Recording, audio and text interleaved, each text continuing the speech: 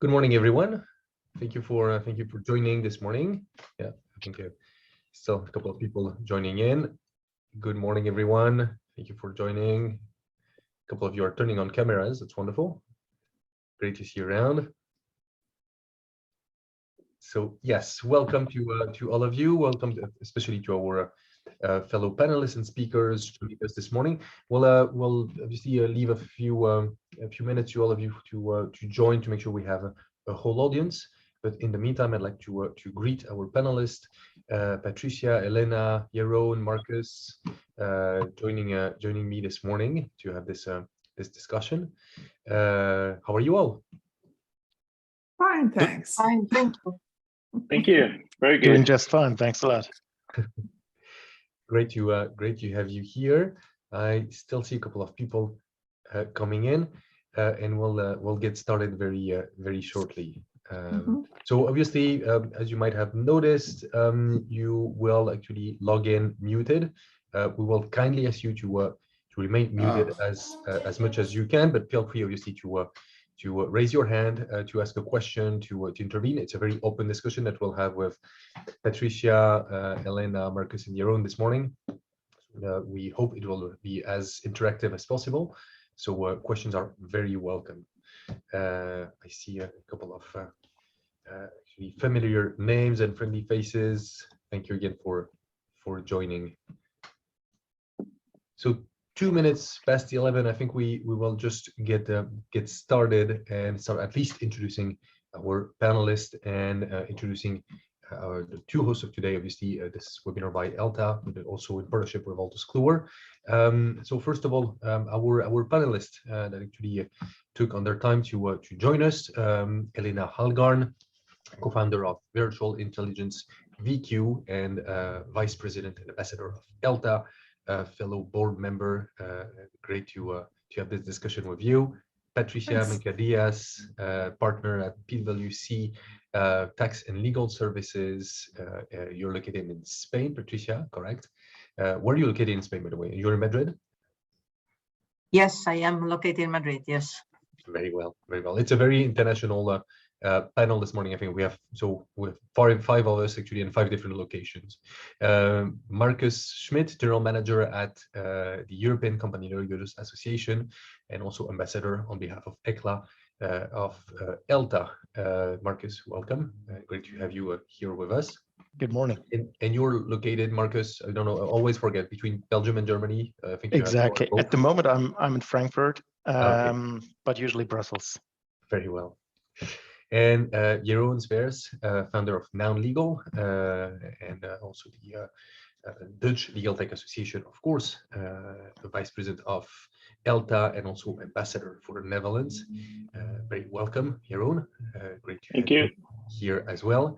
And myself, I'm the business development associate director for Europe at Wolters Kluwer. Also, I have my overcap of evangelist preaching legal tech, but so are my fellow panelists. We're all somehow a bit preachers of legal technology and going digital, and also a fellow board member and ambassador to France of the European Legal Tech Association. Maybe a few words before we get started also on the European Legal Tech Association. Very important, we're a wonderful community of people, and I see many of our ambassadors here this morning. We have 36 of them as of now. Europe as in a very, very broad sense. As you might notice that we have actually a couple of people located as far as in Egypt, India, Kazakhstan for the newest member, and some of them are here. Actually, shout out to the new members and a very interesting and relevant community of experts in their own countries. We are obviously here to promote a lot of actually education and maturity on legal technology. We are providing lots of different webinars, events, providing also material and education on these topics. So we strongly invite you to follow our organization and the activities that we support. Part of the actually of the events and the activities that we have is our ELTA conference, our annual conference that we host in Tel Aviv this year on the 29th of November. We highly recommend that you join us. I recall to some of you that are already members of the European Legal Tech Association, that this event is free for our members. And see if you are interested also in sponsorships, we are also very open to discussing this with your organization. So very welcome to all of you in Tel Aviv, hopefully at the end of November. Also a few words regarding our co-host of this morning's webinar, Wolters Kluwer, which I represent this morning with my overcap. Some of you might already know Wolters Kluwer, the 180 years old organization. It's been known obviously for the databases and the content has been providing for quite some time. Already a couple of decades ago, Wolters Kluwer initiated its transition to shift to more legal software, so not only selling content but also containers. And actually, this is also what Wolters Kluwer is about, a leading organization. But we have now around 900 plus digital solutions provided to professionals, and digital is now 92% of what we are actually generating in terms of revenue. So a very large family. Myself, part of the legal software business unit, which is part of legal and regulatory, one of the 4 branches of Wolters Kluwer. And precisely this morning, it's interesting to see that we are eventually meeting online again. That's great, but we've had actually, we were discussing this just before we getting started. The board of ELTA actually had 2 years of actually online meetings. We weren't able to meet at least even once in person. So it's great to be sometimes to be back at the office. Some of you might be back at the office, where we actually have a new normal at the office, which is to keep meeting on Teams, even though we're still at the office. But this morning we're meeting from 5 different locations, so I guess it still makes very much sense. I believe some of you are also joining from many different locations as well. And we are obviously, and this is also the change that we wanted to illustrate with the survey that has been conducted with Wolters. This is actually what we will be discussing this morning, being future ready. And in a time of really pervasive and perpetual change, with pressure on the legal professionals, either in law firms and at the same time in different organizations, for corporate legal departments as well. And Marcus will have many different things to share about this, but the pressure is higher than ever. And really we have many different factors, being geopolitical, economic, regulatory, so in terms of competition and technology, but also, and we'll discuss this as well, the war on talent is something that is really growing faster and faster, and also an interesting aspect to discuss. And this is what we will actually review this morning. Wolters Kluwer just released a couple of weeks back its Future Ready Lawyer Survey, a survey conducted independently in 11 different countries in Europe and the United States, covering law firms, corporate legal departments, and business services firms. It covers really what is the status as of today and 3 years from now. It's about trend lines in 2021, 2022, also to have some comparison and interesting analysis of actually what has changed in the past couple of years. It's already the 4th edition of this study, and interesting to emphasize what actually has evolved over the past few years. Some special insights on talent and ESG, growing topics in this regard. And also, I highly recommend that you have a look at the survey, because we have luminary spotlights. And guess what? Our 4 panelists were luminaries on this edition, and actually kindly contributed to provide their own views on these topics. I'm very thankful for this. So it's about setting priorities and assessing how prepared legal professionals are regarding the future and what's coming up. And to really get started immediately on this topic, the first thing we may want to have a look at is actually what are the top trends that we see in the market. What has changed? How is this actually evolving? And what we currently see in terms of impacts. This is what we've been asking to legal professionals. What do you see as a top trend with the highest impact, and actually how prepared do you feel in this regard? The first one is actually for 79% of lawyers, and actually that's across law firms and legal departments. They see the legal technology with an increasing importance and with the highest impact. They also see at the same level, 79%, that they still have to cope with increased volume and complexity of information. They still need to meet with changing client and leadership expectations, growth of alternative legal service providers. That's a topic we will discuss as well. How and who is providing the legal service, and who are we soliciting? And also this emphasis on improved efficiency and productivity. Interesting fact is also the number that you see below each of these percentages, which is the level of preparedness for each of these topics. So how they evaluate, assess themselves as very prepared to cope with these impacts. So obviously, and this is what we've been discussing during the preparation call. We could obviously debate on what does it mean to be very prepared to cope with something like this. Could we actually think and could we guess that actually some professionals are somehow and somewhat prepared to deal with this? That's maybe a first question I wanted to ask to maybe Helena or Patricia, if you want to like to get started on this topic. Well, all law firms and lawyers are getting more and more used to using tech, but it's increasing difficulties in how to use it and how to use it in an efficient way. So I guess that is, I mean, in a smaller country like in Sweden and the Scandinavian countries, there are smaller countries with smaller populations of people with that language. And instead of having more alternative legal service providers, which is, we don't really see them coming as much into these countries, we are turning much more to tech. So we see an urgency in how to use tech in a much better way, but it is the difficulties to get them used in the right way. I will say that for the question, what does it mean to be prepared? We are prepared to use technology on day-to-day basis for our general work, no? But if we are talking here about how to use technology in order to deliver differently, I think we are not so much prepared. If we are thinking about how to use AI or machine learning or even automation, no? It's something that require more knowledge and more upskilling, not digital skilling that the use today, day-to-day interactions with technology. And this is something that we see, and at least from our side, we're investing on that. But because you need the people to understand technology and not the day-to-day basic tools, but also any kind of technology that companies are using in order to understand how I can use that technology in order to make a difference, no? And I will say that 35% very prepared.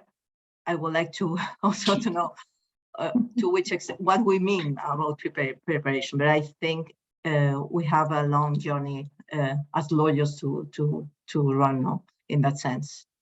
It is indeed a twofold topic. I mean, being prepared is about actually being prepared ourselves as an organization on how to deal with technology internally, how we collaborate, how we actually make our work efficient. And then there is the other side of the coin, which is actually having technology to deliver services, to communicate with our customers, to actually allow them to get access to information, etc. So two sides of the same coin, but we're talking about the same thing. Marcus, maybe a question to you. You're really covering the legal department side, and we had the opportunity to work with you earlier to update this year our study on really the state of digital maturity for in-house legal departments. What is your perspective, and how do you actually analyze this level of preparedness for in-house departments? Would it be actually the same if we had different percentages for law firms and legal departments? How would you see this? It's a very interesting slide, and if I look at the slide, I would maybe put the slide on two different levels. We see 5 elements here on the slide. The numbers are very much the same for each of the elements. And I would say the 2 elements in the middle are really the challenge that in-house legal departments have. This is coping with increased volume and complexity, and it is meeting the changing client, internal client, and leadership expectations. And then the other 3 elements to the left and to the right are really the solution, or maybe even the wish for a solution. So you have those 2 challenges in the middle, and then obviously the ones that participated in the survey, and especially legal departments, see, of course, the use of technology as one of the solutions in order to cope with the increasing complexity and the volume of work, plus, of course, maybe even utilizing alternative legal service providers. And well, it all comes down to one overarching thing, which is the improvement of efficiency and productivity in order to come along with all of those things. If you look at the amount of preparedness, I would say with roughly 35% on average here, we are maybe a little bit on the lower end of preparedness, but this is because the challenge keeps increasing every year, and therefore nobody really dares to say that they're 80%, 70% prepared for it. However, we also see that the catalyst of COVID, the catalyst of ESG, the catalyst of digitalization overall in companies have resulted in a higher degree of preparedness overall, which we haven't seen, let's say maybe 5 years ago. The number would most probably have been much lower.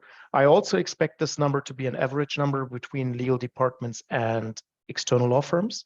And I would like to, even though I might be criticized for what I'm about to say right now, I might even expect that legal departments would most probably have stated a higher amount of preparedness, whereas law firms might most probably have said we're not that well prepared, because they find themselves a little bit in a follow-up position when it comes on an overall perspective of the legal market. But that's to be discussed, obviously.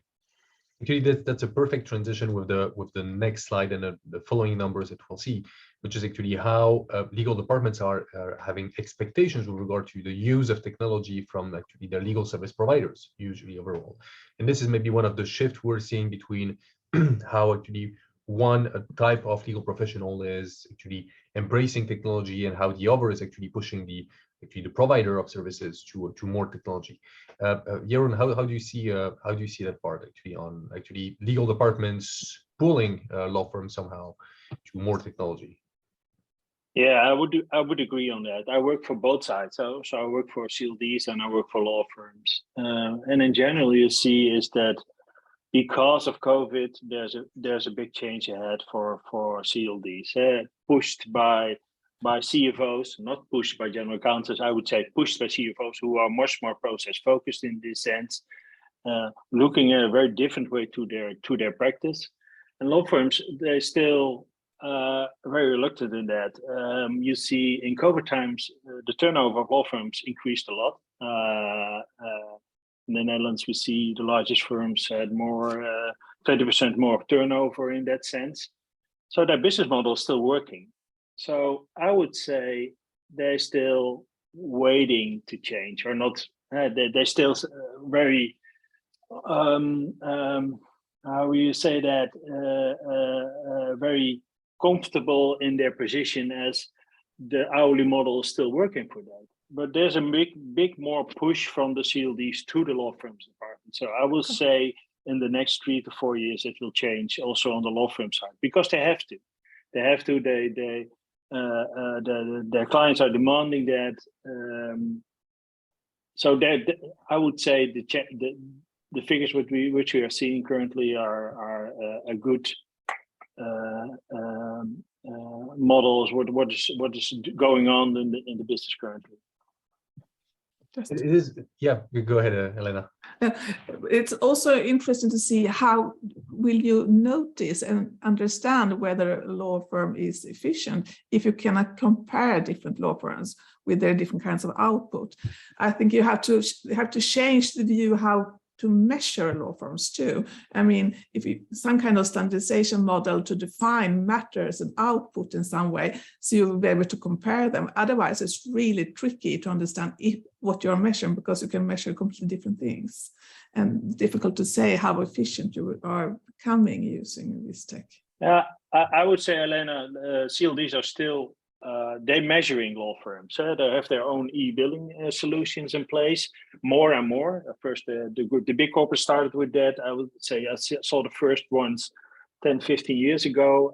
A lot of other smaller CLDs are using that with products like Bright Flag. So they're measuring them on the financial side, not on the quality side, not on the output side. That's still a problem. I agree to that. And that's also an interesting thought, because obviously it's hard not to make a connection between the fact that legal departments are pulling law firms to go and to embrace more technology, and at the same time thinking about what's in the interest of the law firm. I mean, if we were to hear the rant of Richard Susskind on this topic, he would actually tell us again about the all that's been discussed on the billable hour and actually the time being spent. And so how do we lead law firms in delivering services in a different way?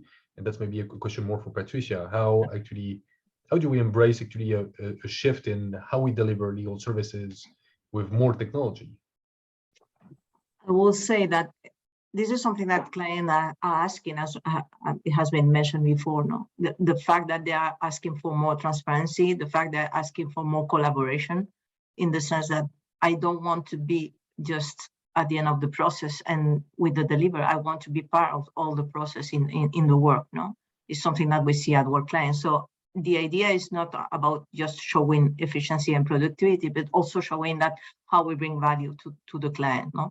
And technology is a key tool for that, because it does allow this transparency, it does allow this technology, and help us in order to show how we work with the client, at least from our side. So this is the idea, just to collaborate and to be transparent with the client from the first moment we work, not just bring in memos or bring in just answers with no collaboration. So the idea is also to think about out of the box when we think of how we deliver the services. Is first of all, how I can deliver the services with technology, introducing technology as a mean for gaining this visibility. And it's just taking the same process of work, traditional work, but just thinking about how I can convert that and how I can even provide data to the client that he can use internally in order to have also him just giving him more visibility and more value inside his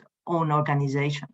And this is the way we think we are working for that. One of the main principles also for us is that, let's say that what I would like to perform internally with technology is something that has to be the same way for the client. So if I produce or if I just design or any solution for internal services, for internal work for the teams, in order to improve the efficiency of the team, this is something that I have to transfer to the client, because what I would like to perform is what the client is going to like. No, it's not something that tech vendors are just perform, but we need to introduce this feeling of that I, as a lawyer, what I would like to see, what I would like to perform my work. And this is something that we need to with alliance with vendors, or we are with technology, how we can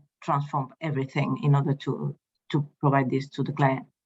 That's a transition. That's also a transformation of the type of value that the law firm is somehow providing. Yeah. It's interesting because it's somehow really a new type of cycle. Somehow legal department used to be a bit at the beginning of the food chain of legal services, right?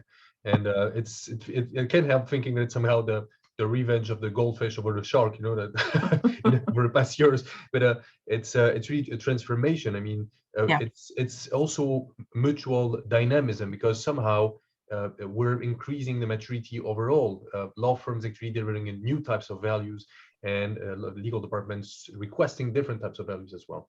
That's also an interesting approach. But to be honest, Gregoire, I was 10 years ago. I was part of a law firm, being an innovation director, and we did set up a consultancy entity for that law firm to support CLDs in their transformation and support in embracing tech. We were quite successful in that. It was a big rainmaker for that law firm, but it was forbidden by the Dutch bar. So it's sometimes also from a regulation perspective also difficult for law firms to change, because most bars in most countries, as my experience, are still very conservative in this sense, in embracing different kind of skills within law firms. So it's quite difficult for them also. And still is the case here in the Netherlands, for instance. When I want to do that again, it's still impossible to do that. It's important. And Yes. Mm-hmm. Yeah, and the funny thing is that where Patricia's part of the Big Four is doing that a lot, combining legal support and legal management support, and combining that, which is a big success, I believe, in some countries. But some law firms are not allowed to do that. So that's maybe also, to be honest, the difficult side for law firms in that sense. Yeah, but Jeroen, agreeing with you, there is always part of the work that can be performed that is not essentially law services from regulatory perspective. So you need to find a way to introduce that also even in those jurisdictions where regulation is very tough on that, no? But yes, we do perform that in our day-to-day that are not just for requiring lawyer title, no? So I think this is a combination of. It's important to emphasize indeed the aggravating factors somehow that the law firms need to deal with, that actually the local legal departments don't have mostly across Europe. That makes actually also the transition a lot more difficult. And I think you did right, Jeroen, in mentioning that part. I recall now what Richard Susskind used to say in 1997 in one of his first books. He would actually start explaining that actually the future of collaboration between law firms and their customers would be actually communicating via email. And back then, so 1997 wasn't such a long time ago, the Law Society said actually that Richard Susskind should not be allowed to speak in public, that he didn't understand anything about confidentiality and would bring the whole profession into disrepute. I mean, that's that's the kind of nonsense we could see. But yes, somehow there's a lot of holding back and actually not letting all the whole power of innovation kick in. The interesting numbers that we're seeing right now is actually somehow the difference between how law firms and legal departments perceive legal technology. So the difference is not so significant. What is significant though is actually how it went up from 73 to 78% in a matter of a year, or 78 to 88, or 82 to 91 for both law firms and corporate legal departments from 2020 to 2022. So the evolution is really higher. We see that actually law firms are on the same trend of growing, some stabilization between the 20 and 2021 for legal departments. But that's interesting to see that somehow law firms are catching up with that trend. How do you see this, Marcus? In terms of also relationship with external legal service providers? Yeah, I mean, well, the trend is clear. Obviously, it's a trend toward technology because everyone sees technology as a solution or to achieve more efficiency and productivity. However, I have to admit, and I wanted to say that earlier, but maybe I said it now, that I have a little bit of a struggle with 91% number that is shown here, or even an 82% number.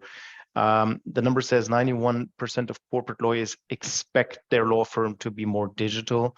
This might be really a result because this is a digital survey, because let's face it, there is plenty of work where law firms and corporate legal departments cooperate, where technology does not play a role.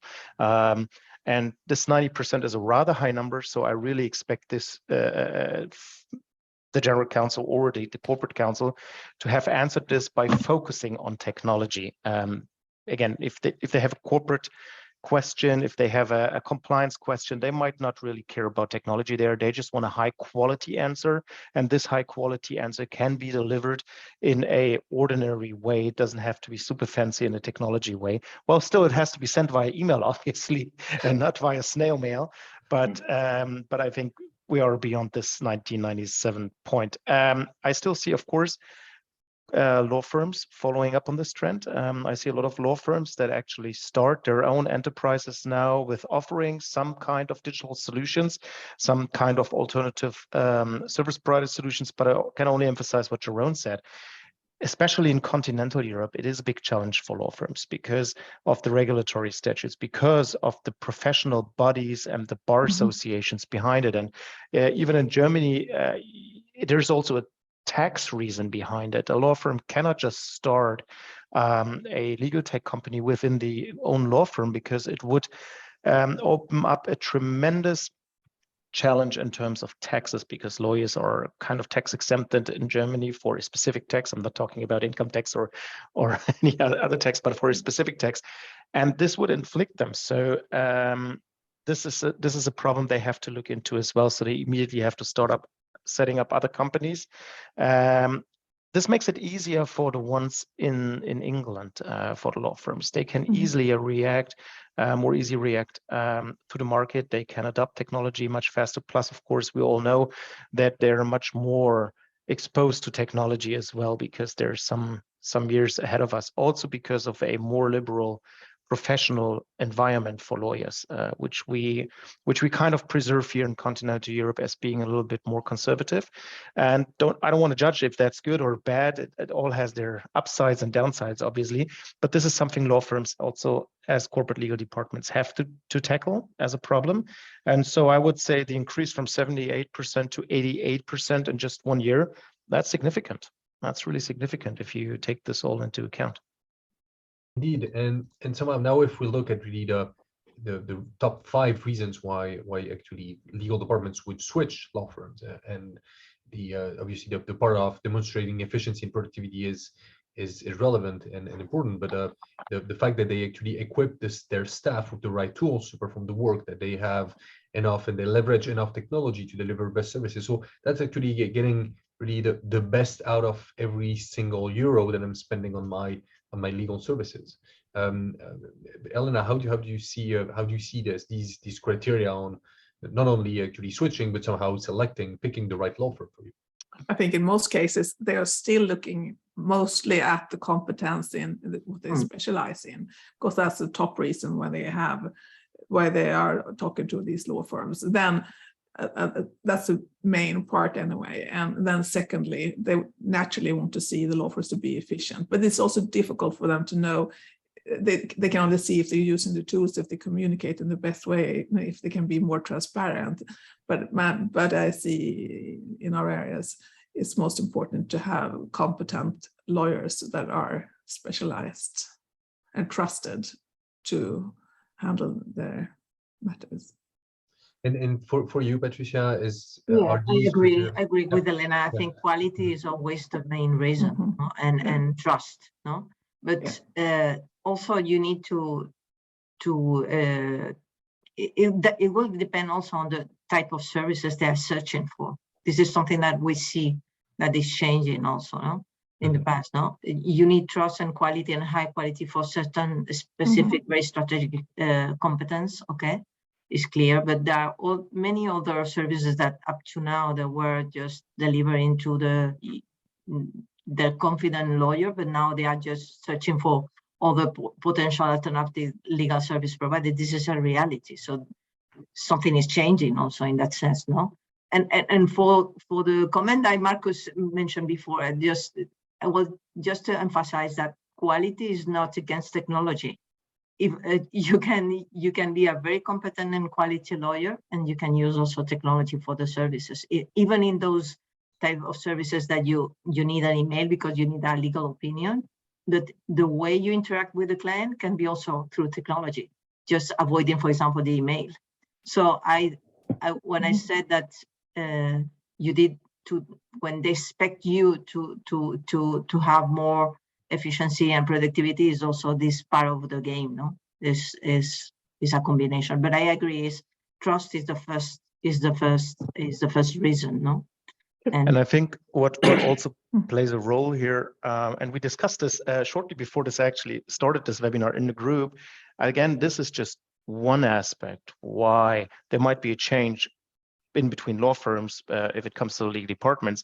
I think there are many other aspects at the moment that legal departments are looking into when choosing law firms, or when even coming to the point where they want to switch a law firm, which, let's face it, doesn't happen very often once they have a panel.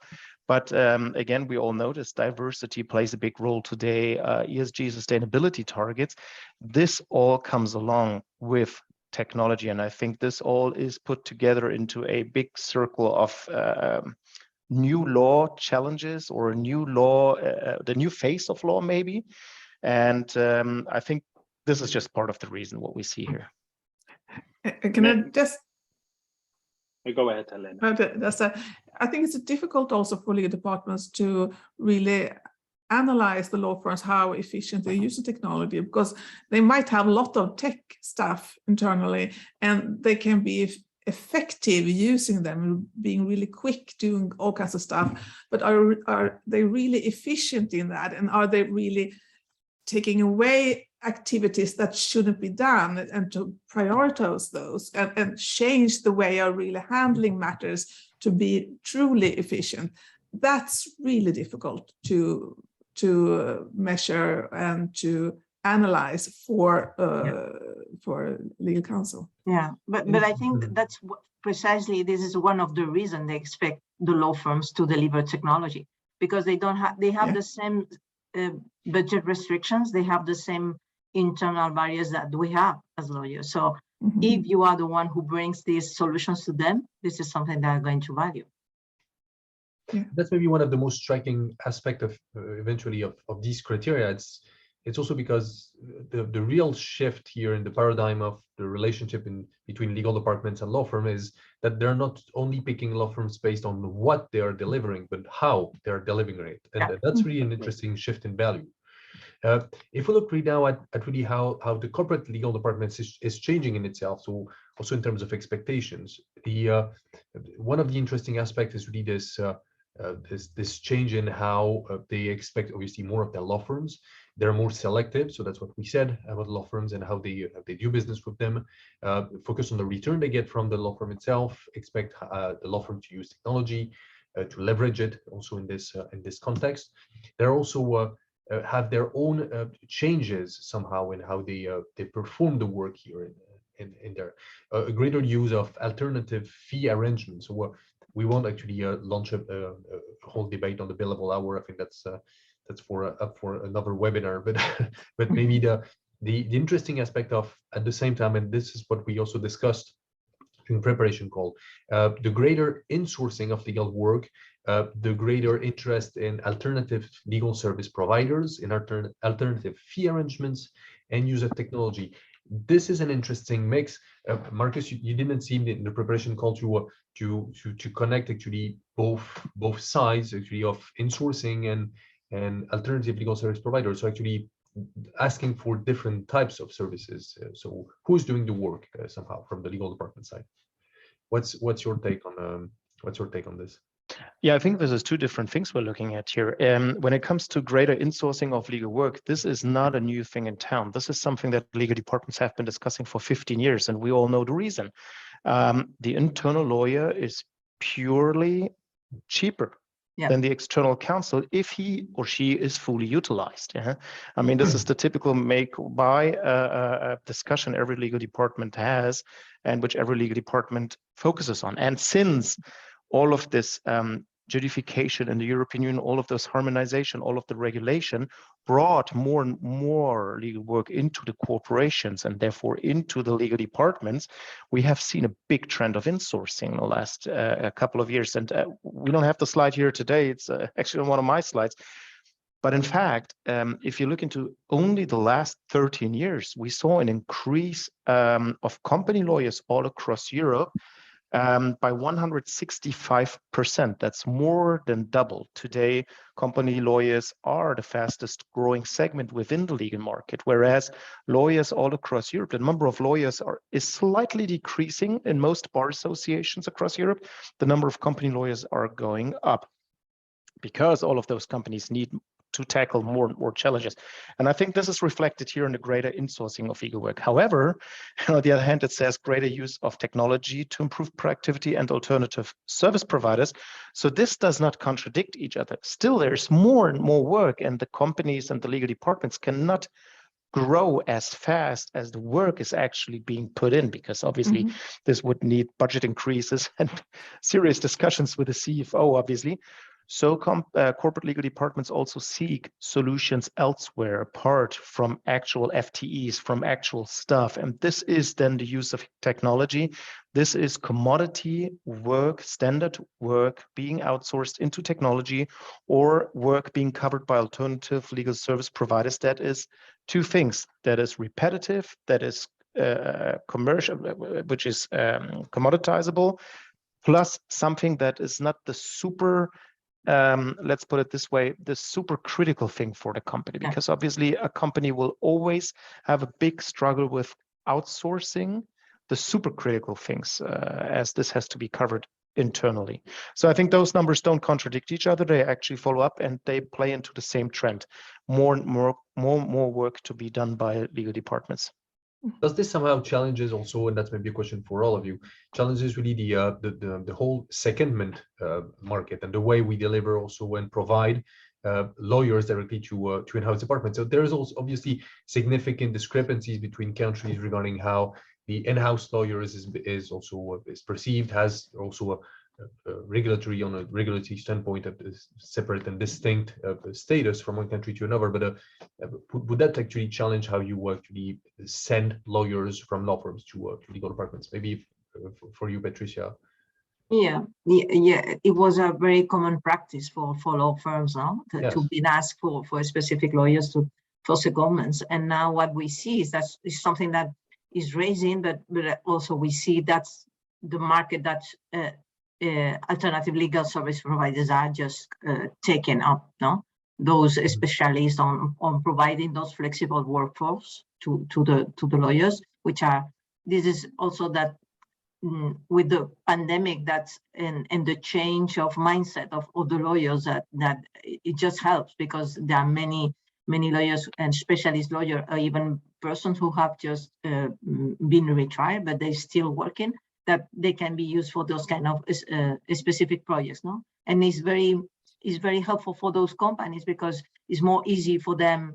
I have a conversation with a general counsel saying to me, it's more easy for me to just engage those kind of services to alternative legal service provider, because it's very competitive and there are quality lawyers with experience on the specific matters, than just asking for internal resources. So this is something that we see that is just rising, and this is something that traditional law firms, I think, they're just losing. Even we see alliances, conversations between those alternative legal service providers with the traditional law firms, because they engage that kind of services for their own clients, just not to lose this interaction with the client in that area, and the capacity to be there over there. This challenge is also a bit and now a good time maybe to discuss it, the investment plans that corporate legal departments have for legal software and overall for technology investment. And the bump is still significant. So the trend is really still going up. I believe, Jeroen, that's also something you've seen for legal departments. There's no question the way they tend to embrace legal technology is still actually a very, very active trend, correct? Yeah, I see that with my clients also. Yeah, it's still a struggle to find budget for technology, because it's difficult to find the right people to service that. Also, you see that on the law firm side, you see that on the CLD side also. It's difficult to find good people who could support you in that. And it helps me in my business, so to be honest, but as an external consultant. But there's not a lot of experience around, so that's also which has to change in the market. We talked about changes in the market. It's also about skills, finding the right skills. The problem still is that if you, a lot of people say, especially in law firms, if you are young, you are skilled to use tech. My experience is, people who start at law schools are very tech savvy. If they come off of law schools, they learned not to use tech. So that's still a problem. So we see different initiatives here in the Netherlands, like the Universities of Applied Science, who learn their lawyers to become also more tech savvy. Or to become a better entrepreneur, also a skill set which is needed in the market, I would say. But that's still the case. So we, as a vendor to those markets, we say in the Netherlands, we have to educate our buyers in this sense, and I think that's still the case in this still early market of tech in law. Indeed, I recall actually, Marcus, from our work with Wolters Kluwer on the previous study really on corporate legal departments and their digital maturity in Europe. The numbers that we identified in 2022 in comparison with 2020 regarding actually how they identified their budget back in 2020, and it was just actually a picture that we really a snapshot that we took just before COVID. I believe barely 25 to 28% of legal departments had actually an identified budget, really well structured and identified for legal investment. Actually, post COVID, actually this number went up to 60% with a clear and really strict budget. That's absolutely outstanding in terms of how they reshape the way they want to invest. I mean, it's almost impossible to say we have a digital transformation plan and yet not having a budget pre-identified before actually launching any kind of initiative. It's complete nonsense. Do you have some thoughts on that topic, on how the way they structure that budget has been evolving? And I think it's more, I'm sorry. Yes, Marcus, with Patricia, please. Okay, please. Marcus, go ahead.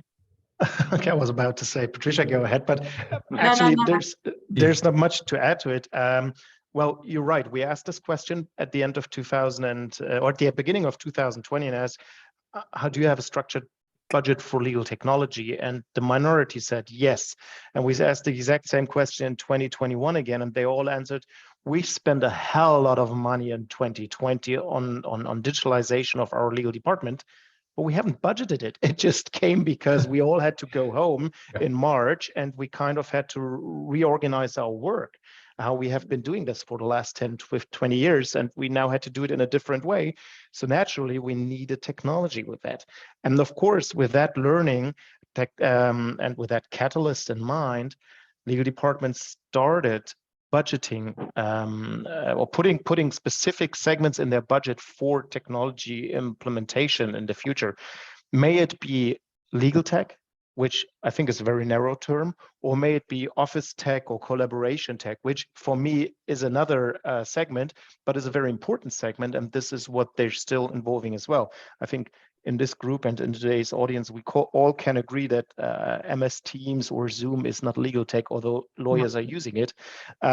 So this is definitely a different kind of solution, but still it has to be budgeted. Absolutely. I agree with Marcus, but I think also that this is behind also the digital transformation of the organizations. At the end of the day, legal area cannot be outside this process. It's going to be more, they're going to be reluctant for that or in that, but they have to be there.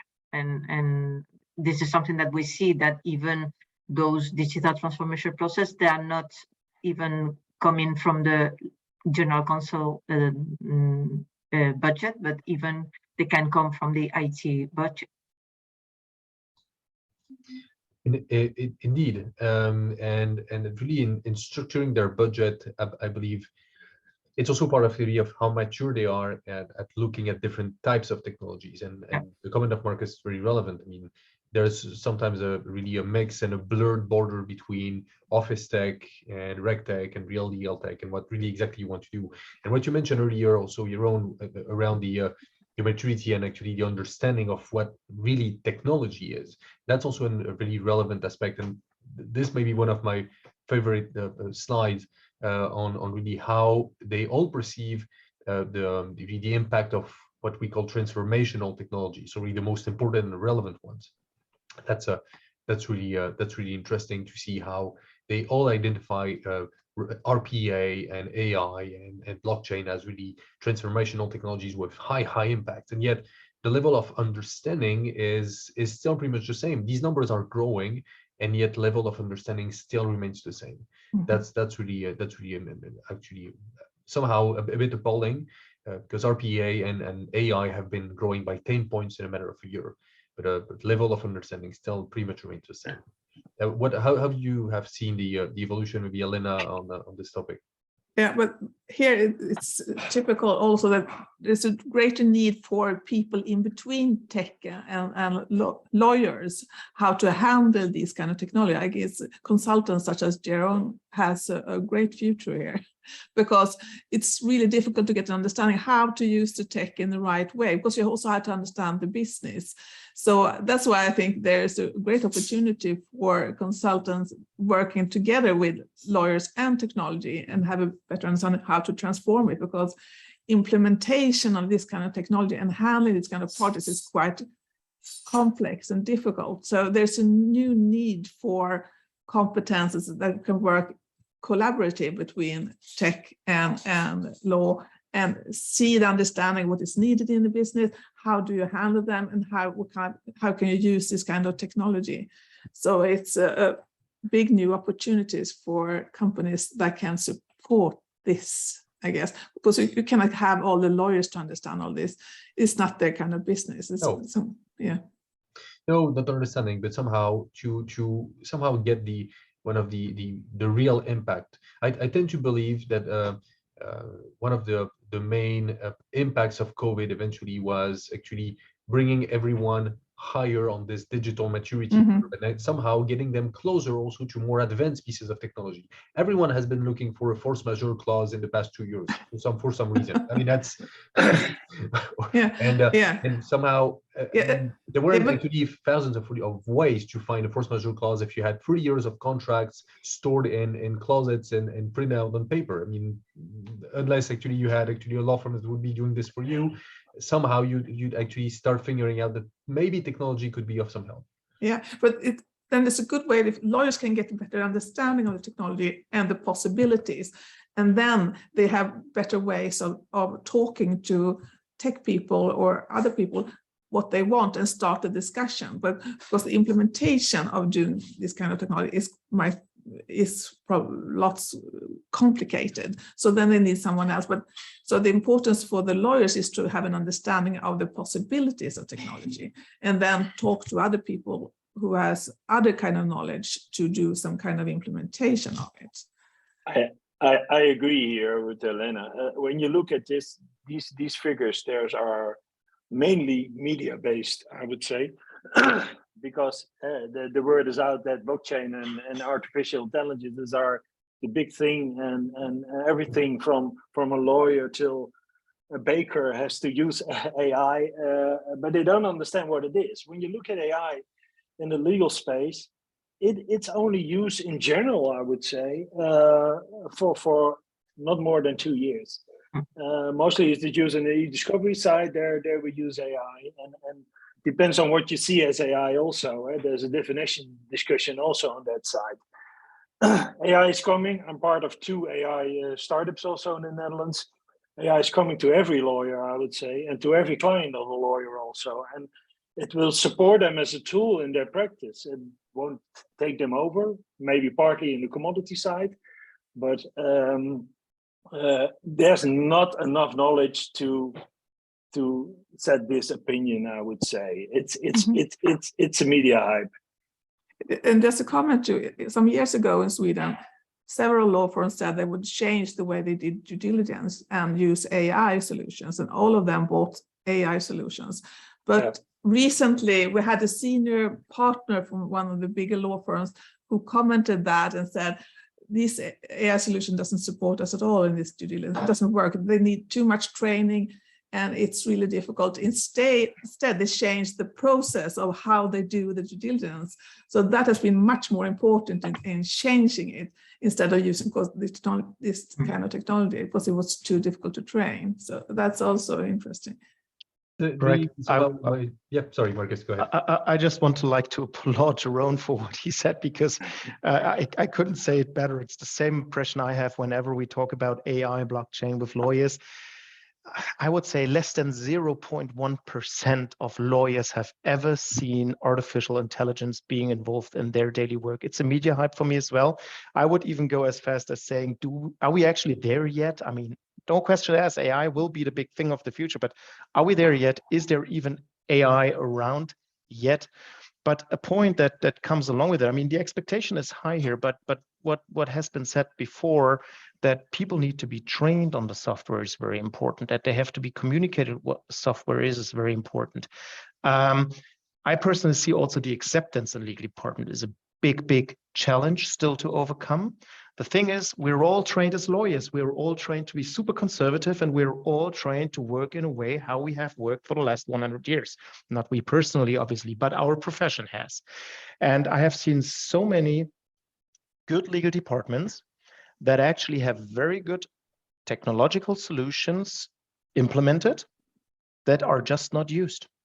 That are just there, but they're not used. They're just dusting there in the corner.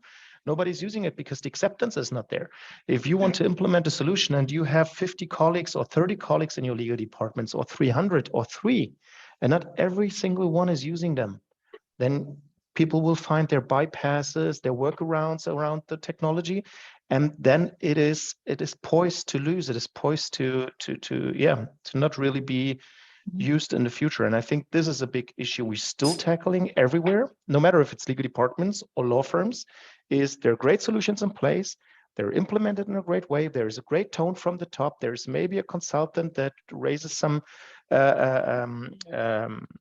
knowledge about it, but if the acceptance is not there, then it's poised to lose anyway. I agree with both of you.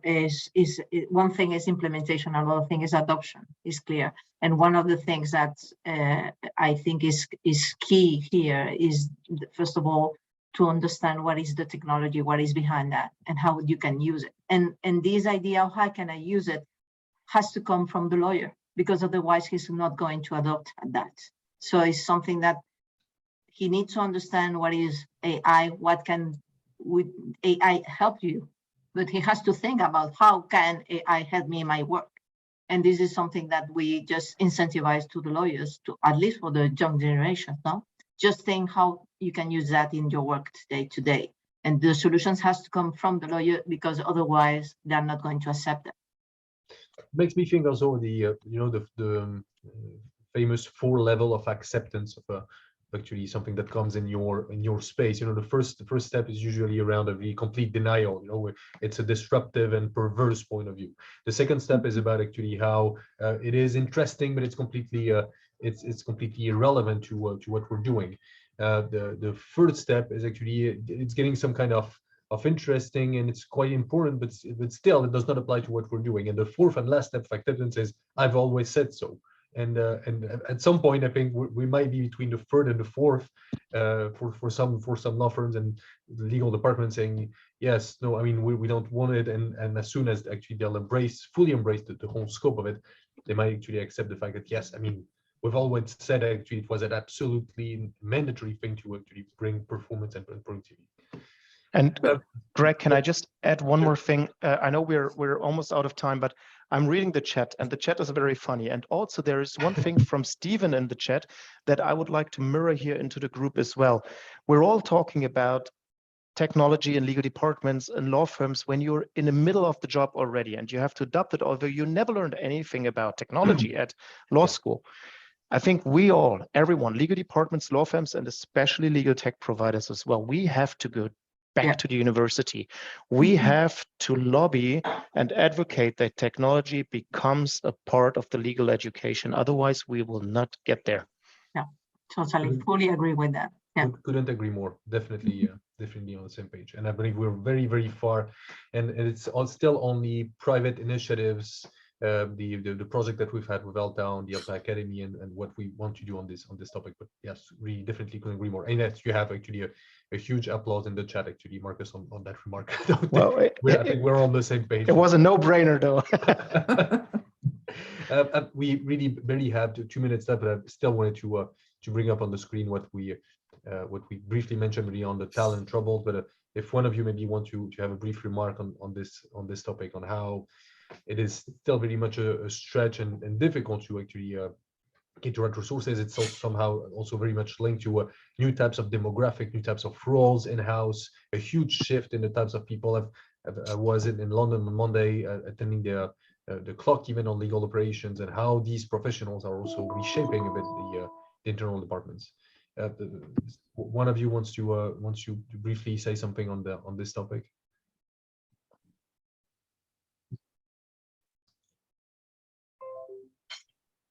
Well, I can jump in because it's part of my speech that I'm giving every day as well. The next 5 years will be very, very interesting because the peak of the baby boomers are going on retirement in the next 5 years. And there is a big, big void to fill in both legal departments as well as in law firms. And I specifically see a little bit more of a challenge with law firms because they're just a little bit older in the age structure, whereas legal departments, due to work-life balance, Generation Y and Z and all these kind of things, attract more young workers. So they naturally might be a little bit more attractive for the next couple of years. But that remains to be seen. And yeah, this is one of the biggest challenges for the legal market in the future. The Great Resignation, but especially now the retirement of the baby boomers. Yes, and new roles and even new positions and new roles that we don't even know of, because it's about also recruiting, but also about retaining. So providing new types of purposes and perspective to these professionals.